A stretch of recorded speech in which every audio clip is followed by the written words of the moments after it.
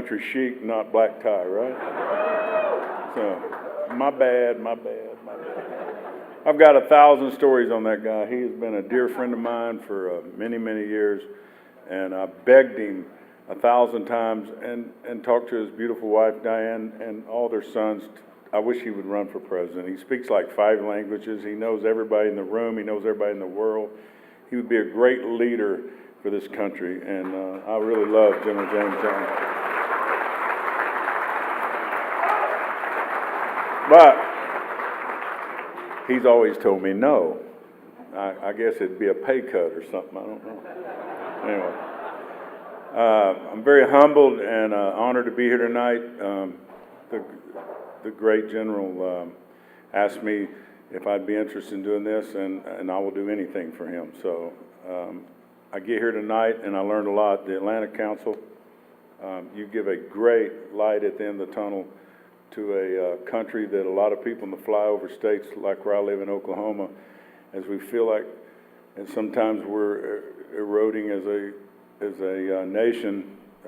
It's people like in this room tonight that give me great hope, and you should be commended, and I'm honored to be accepting this award for the Atlantic Council.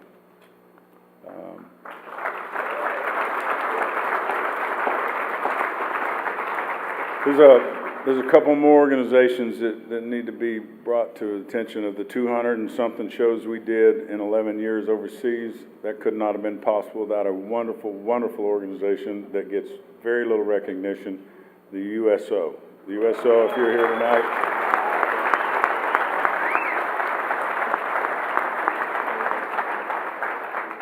they do so much for so many for so long, and they go unrecognized. And I'm very humbled to take an award for going and playing for our military because they're so important to me. I tell this story a lot, but it's worth telling again. My father came home from the war with one eye, and I was 17 or 18 years old before I realized that the gray eye and the blue eye were different. He never complained. He knew that he did his country a great job, and he instilled it in his children to respect the veterans and the people who go defend our countries and our freedom, all of our liberties. And if solicitors came to the door, you met the devil.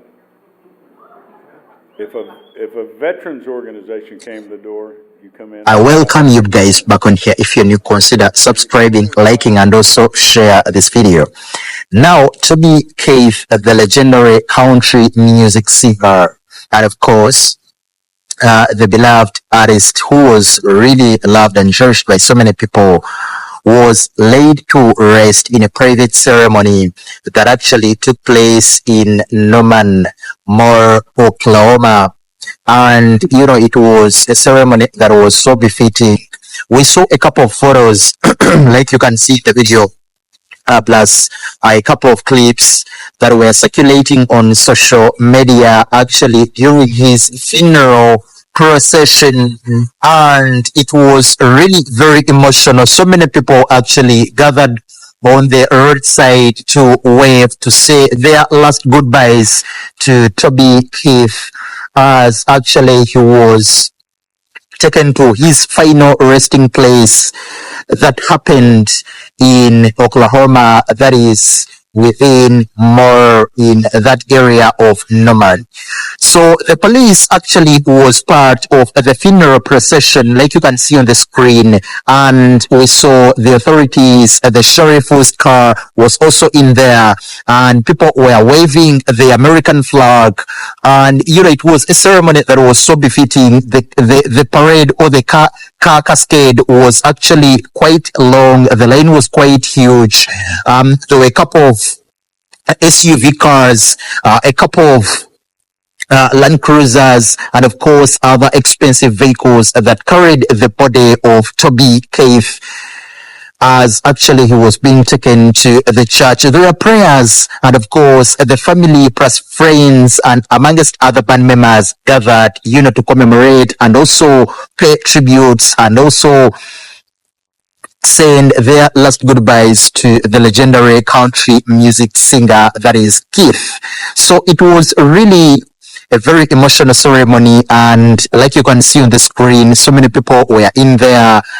And of course, in case the family comes out to announce the public memorial service, will be coming here and give all the updates to you. All we can say in this moment in time is rest in power, the King, Toby.